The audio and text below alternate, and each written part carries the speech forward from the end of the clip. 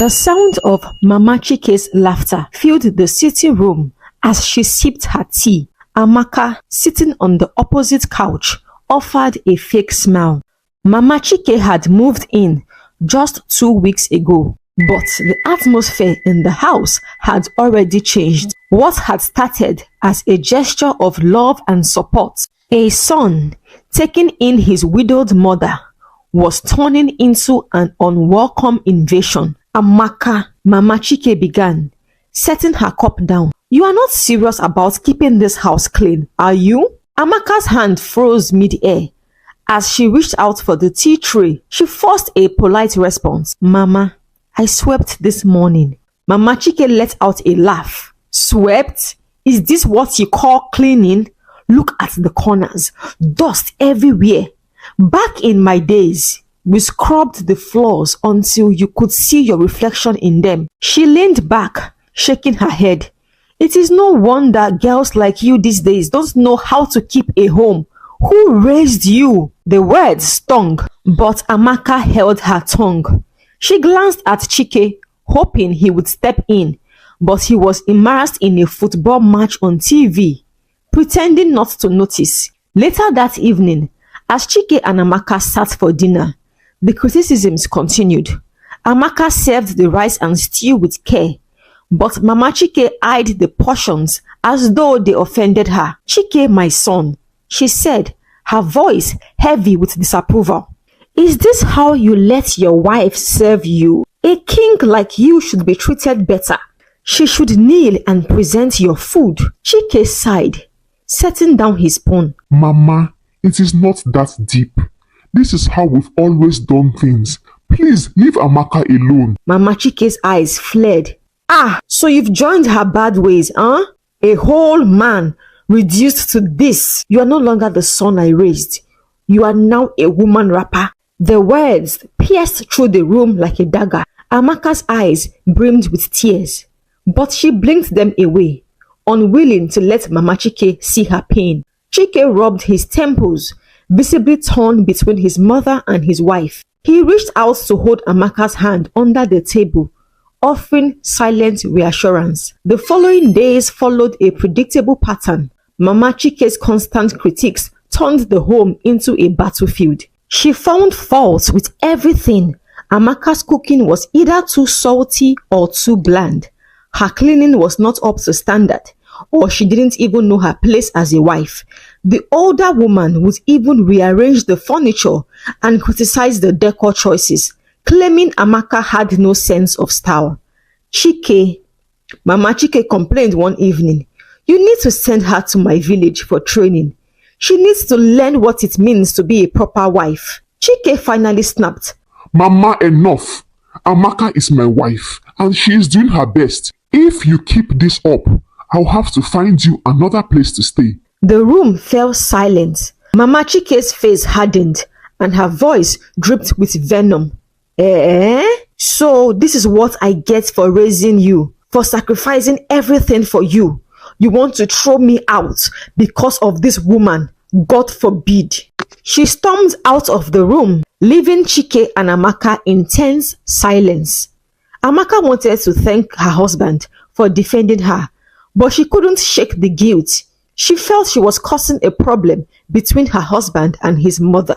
As weeks turned into months, the tension in the house grew unbearable. Amaka, who once loved her home, now dreaded returning to it. Mama Chike's presence overshadowed every aspect of her life. She tried to meet the older woman's expectations, cleaning more thoroughly, cooking elaborate meals, and even waking up earlier to avoid confrontation, but nothing was ever good enough. Why do you let her treat you like this? Amaka's best friend, Ngozi, asked during a visit. You are the one married to Chike, not his mother. Amaka shrugged, her eyes weary. She is his mother, Ngozi. I can't throw her out. Chike would never forgive me, so I have to endure. But deep down, Amaka wondered how long she could keep enduring. Life had become unbearable in the house. Amaka tolerated Mama Chike's criticisms while trying to keep her marriage intact. Chike, ever the peacemaker, did his best to mediate, but the tension was also taking a toll on him. Still, he never stopped reassuring Amaka, promising that things would get better. One Thursday morning, Chike kissed Amaka goodbye before heading out for work. I'll be back early today, he said with a smile. Maybe we can finally watch that movie you've been talking about when I get back.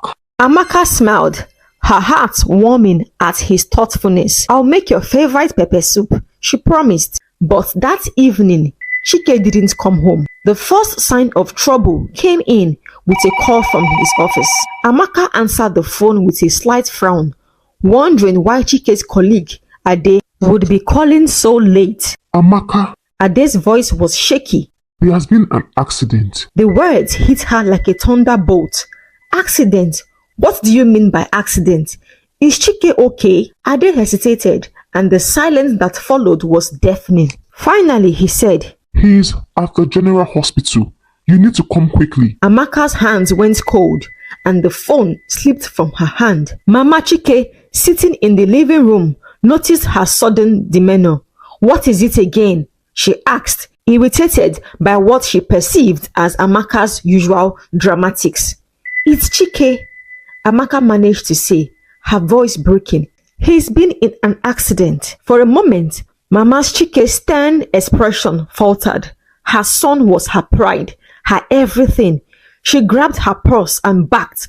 Get the car keys, let's go! When they arrived at the hospital, a nurse led them to the emergency ward where Dr. Emeka, Chike's best friend, stood waiting. His face was grim. I'm sorry, he began, his voice heavy with sorrow.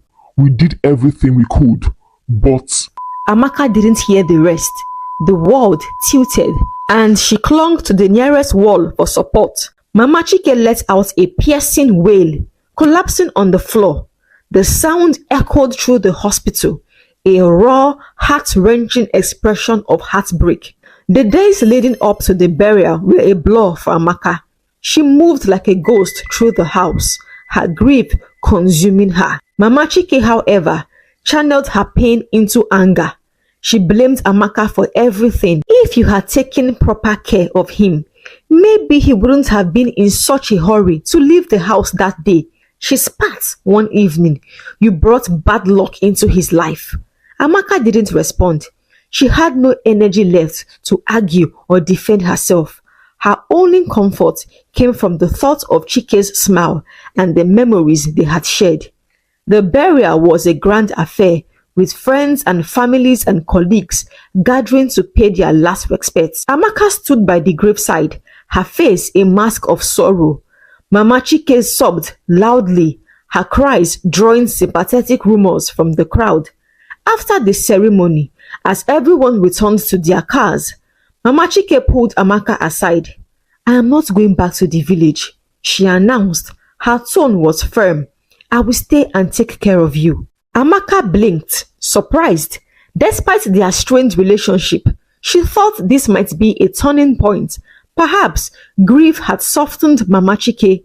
Perhaps they could finally find common ground, but she was wrong. The weeks that followed revealed Mama Chike's true intention. She wasn't staying to support Amaka. She was staying to control her. The house became a prison once again, and Amaka's grief was compounded by the constant barrage of insults and accusation. But amidst the darkness, a faint glimmer of hope emerged. A visit to the doctor revealed that Amaka was 4 weeks pregnant. Her heart swelled with a mix of joy and sorrow. A part of Chike would live on through their child. When she shared the news with Mama Chike, the older woman's reaction was far from celebratory. So you are pregnant, she scoffed. Don't think this changes anything. You still brought bad luck into my son's life. Amaka placed a protective hand over her belly, silently vowing to shield her child from the bitterness that surrounded them. She would endure, not for herself, but for the baby she now carried, a final precious gift from Chike.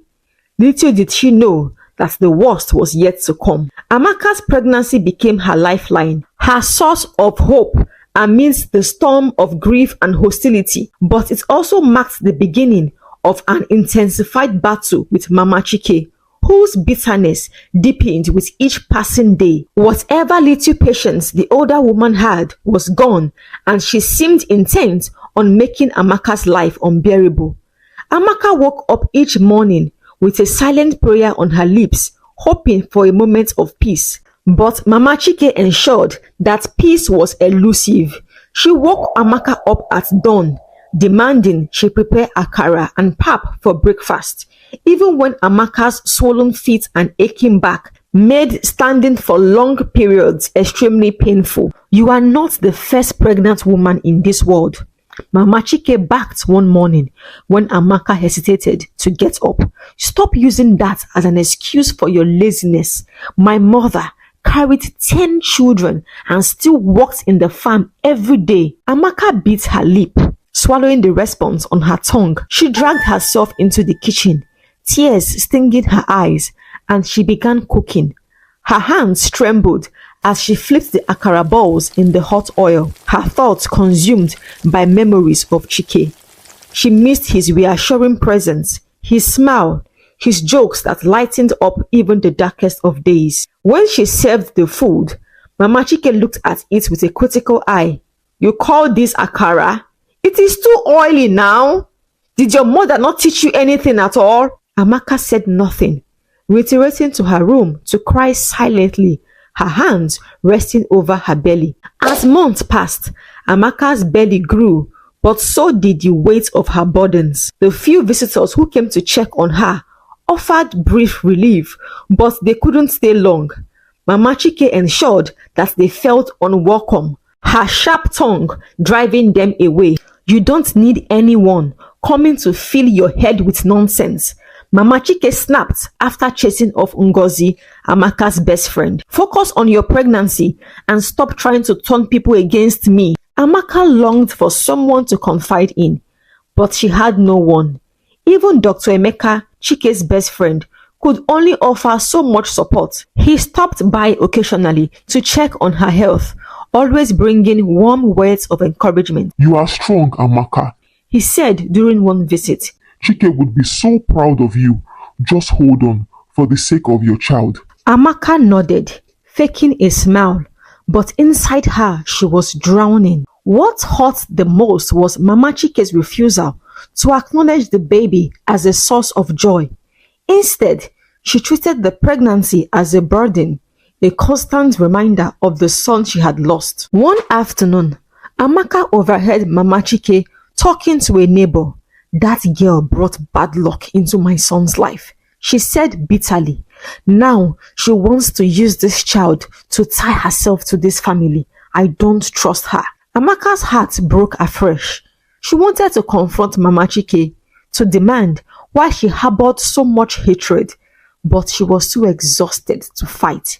Instead, she focused on her unborn child. The tension reached a boiling point one night when Amaka could no longer hold back her frustration. Mama Chike had demanded that she scrubbed the bathroom tiles despite Amaka's obvious discomfort. "Mama, please," Amaka begged with tears in her eyes. "I am in pains. My feet are swollen and I can barely stand. Can't this wait?" Mama Chike's response was swift and cruel. "You think pregnancy is an excuse to be useless? If you were a good wife, my son will still be alive today. You killed him, and now you want to kill me with your laziness." The words cut deeper than any knife. Amaka clutched her belly, trembling with anger and sorrow. "I loved Chike," she said, her voice cracking. "I would have given my life for him. Why can't you see that?" Mama Chike laughed. "Spare me your tears. Actions speak louder than words, and your actions killed him." That night, as Amaka lay in her bed, her mind raced with thoughts of escape. But where would she go? She had no family nearby, no support system. Her only hope was to endure for a little longer, at least until the baby was born. Despite the torment, Amaka found small moments of solace. Late at night, when the house was quiet, she would sit by the window, cradling her belly and speaking softly to the unborn child. "You are my strength. she whispered one night, tears pouring down her face. "You are the reason I keep going. I promise to give you the love your father would have given. We'll get through this together." Unknown to Amaka that the battle was far from over, Mama Chike's resentment was growing into something darker and more dangerous. And Amaka, exhausted and vulnerable, had no idea what awaited her in the coming months. The tension in the house was suffocating, but Amaka pressed on, holding on to the faint hope that things would get better after the birth of the baby. Her growing belly was both a blessing and a burden. The constant ache in her back, her swollen feet, and the sleepless nights were compounded by Mama Chike's relentless torment. It was a humid Friday night, and Amaka was restless. The heat made it difficult to sleep, and the occasional jabs of pain in her lower abdomen added to her discomfort. She lay in bed, staring at the ceiling, wishing for Chike's comforting presence. The first pain hit her around midnight. She clutched her belly, gasping as the contraction tore through her body. "Not now," she whispered, panic setting in. It was too early. She wasn't due for another 6 weeks. Amaka swung her legs over the side of the bed and attempted to stand, but another contraction sent her collapsing to the floor. She cried out in pain, her voice echoing through the quiet house. "Mama, Mama, please help me."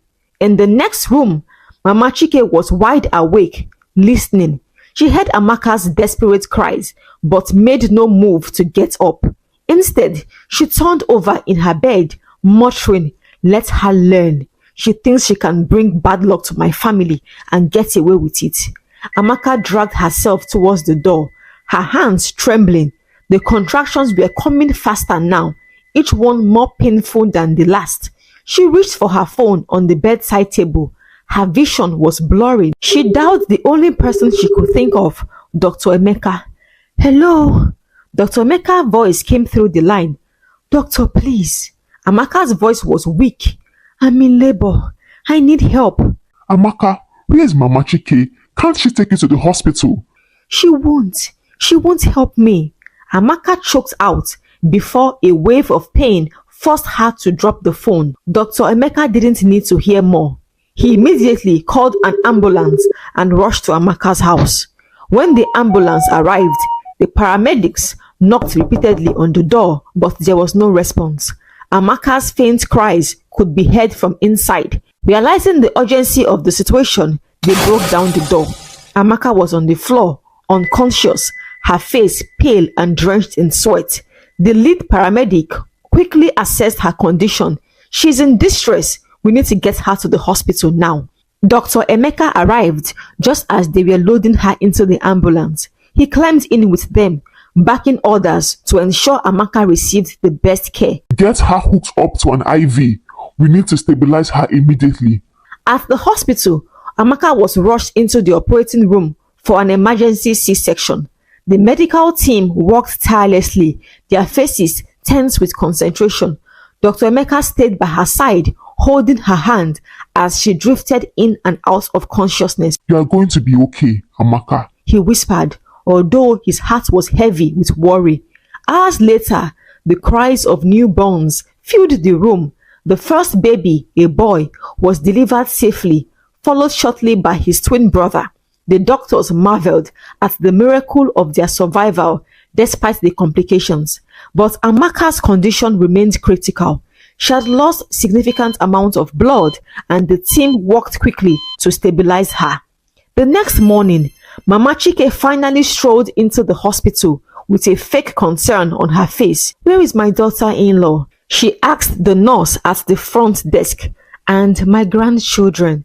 The nurse, recognizing the woman from Amaka's earliest complaint, hesitated before directing her to the waiting room. When Mama Chike saw Dr. Emeka, she immediately started acting drama.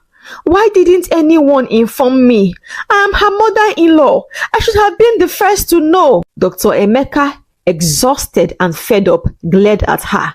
"You knew she was in labor, and chose to do nothing. If we hadn't gotten there in time, both Amaka and the babies would have died. Do you have an idea how serious this is? Mama Chike opened her mouth to retort, but was silenced by the venom in his voice. When Amaka regained consciousness, she was weak but alive. The sight of her twin boys filled her heart with joy she hadn't felt in months, but the memory of the previous night haunted her. She knew she had been abandoned in her most vulnerable moment. When Mama Chike tried to enter the room to see the babies, Amaka's voice, although weak, was firm. Don't let her in. The nurse at the door hesitated, but Dr. Emeka supported Amaka's decision. She's right. This woman doesn't deserve to be here after what she did. Mama Chike resorted to crocodile tears, wailing about how much the babies reminded her of Chike. After hours of pleading, Dr. Emeka finally convinced Amaka to allow her a brief visit. When Mama Chike entered the room, her face was a mixture of worry and entitlement. Her eyes landed on the twins, and for a fleeting moment, genuine emotion crossed her face. "Amaka," she began, her voice trembling, "how are you and my grandchildren?" Amaka's grip on the babies tightened. She couldn't forget the torment she had endured, nor the fact that Mama Chike had ignored her cries for help. The memory of that night was etched into her mind like a scar. "You have no right to ask about us," Amaka said, her voice firm despite her exhaustion. "You left me to die, Mama." Mama Chike flinched, her mouth opening and closing as she struggled to find a response. "I didn't hear you. I swear I did not hear you," she lied. Dr. Emeka, Chike's best friend, who had been standing near the door, stepped forward. That's a lie, Mama. We found her barely conscious on the floor. You were in the house and you did nothing. Mama Chike glared at him, her true nature returning. "Who are you to talk to me like that? I am her mother-in-law." And as her mother-in-law, you should have protected her, not abandoned her. Dr. Emeka shot back. His frustration was glaring. Amaka turned away, her eyes welling with tears. "Mama, I begged for your help. I begged you. And if it weren't for Dr. Emeka, my boys and I wouldn't be here today. How can you even look at me after what you did?" Mama Chike began to cry. "Amaka, please," she pleaded. "Don't take away my grandchildren from me. They are all I have left of Chike." The mention of Chike's name sent a pang through Amaka's heart, but she didn't waver. "You cared more about your pride than your son's wife. Now you want to play the grieving grandmother? No, Mama, I won't let you use my children as a way to absolve yourself." Mama Chike fell to her knees, wailing loudly enough to draw the attention of hospital staff passing by. "Please, Amaka, they are my blood. I've lost my son. Don't take them away too." Dr. Emeka placed a reassuring hand on Amaka's shoulder. Amaka, you are right to feel hurt and betrayed, but think about the boys. They don't deserve to grow up with this kind of animosity. Amaka looked at her babies, their tiny faces so innocent and peaceful. Her heart softened. She glanced at Mama Chike, whose tears now seemed genuine. "Fine, you can see them, but if you ever try to hurt them or me again, I will never forgive you." Mama Chike nodded fervently, reaching out to hold one of the babies. Her hand trembled as she cradled the child, tears streaming down her face. "He looks just like Chike," she whispered, her voice cracking. "I see him in their faces." For a brief moment, the room was silent, except for the soft cools of the newborns. Amaka watched Mama Chike closely. Her guard was still up. She wanted to believe the older woman's tears were genuine, but her experiences had taught her otherwise. Dr. Emeka excused himself, giving the family some privacy. Before leaving, he whispered to Amaka, "Call me if you need anything. You don't have to do this alone." Amaka nodded, grateful for his unwavering support. As the door closed behind him, Mama Chike began to speak again. "Amaka, I know I have been harsh. I let my pain cloud my judgment, but I promise from now on, I will do better. Let me help you with the boys." Amaka faked a smile. She didn't trust Mama Chike, but she was too exhausted to argue further. "We will see, Mama, but remember, this is your last chance." Over the next few days, Mama Chike appeared to soften. She helped care for the twins, feeding them and changing their diapers. Amaka watched her closely, unsure if this change was genuine or just another facade. The day came for Amaka to be discharged. As they prepared to leave the hospital, Mama Chike insisted on carrying one of the twins. "You just had surgery," she said, her voice unusually gentle. "Let me help you. I'll carry Chigozie while you carry Emeka." Amaka hesitated. Every fiber of her being told her to refuse, but she didn't want to stir up unnecessary conflict, especially in front of the hospital staff. "All right, Mama," she said, cautiously handing over the baby. With Chigozie in her arms and Amaka following closely, they began descending the stairs. The hospital corridor was busy, but as they reached the stairs, the crowd had reduced, leaving them mostly alone. Amaka felt the air shift. She glanced at Mama Chike, who was gripping the baby tightly. Her face was unreadable. A sudden chill ran down Amaka's spine, but before she could react, it happened. Mama Chike stumbled. Her foot seemed to miss a step, and her body pitched forward. Amaka's heart leaped into her throat as she saw Chigozie slip from her mother-in-law's arms. Time seemed to slow as the baby headed towards the floor. "No!" Amaka screamed, her voice raw and piercing. Out of nowhere, a man climbing the stairs lunged forward and caught the baby a few inches from the ground. The man, a good Samaritan who had witnessed the scene, cradled the child protectively, his face pale with shock. Amaka froze, her knees stiff as adrenaline ran through her body. She clutched Emeka tightly, her eyes wide with terror. The good Samaritan handed Chigozie back to Amaka, who inspected the baby frantically, tears streaming down her face. He was unharmed, but the thought of what could have happened left her trembling. Meanwhile, Mama Chike stood on the stairs, her face twisted with something Amaka couldn't quite place. She began to stammer, trying to explain herself. I slipped. It was an accident." But Amaka wasn't convinced. The way Mama Chike had stumbled, the deliberate pause before the fall, it didn't feel like an accident. It felt calculated. "Accident?" Amaka spat, her voice shaking with fury. "You were going to let my baby die?"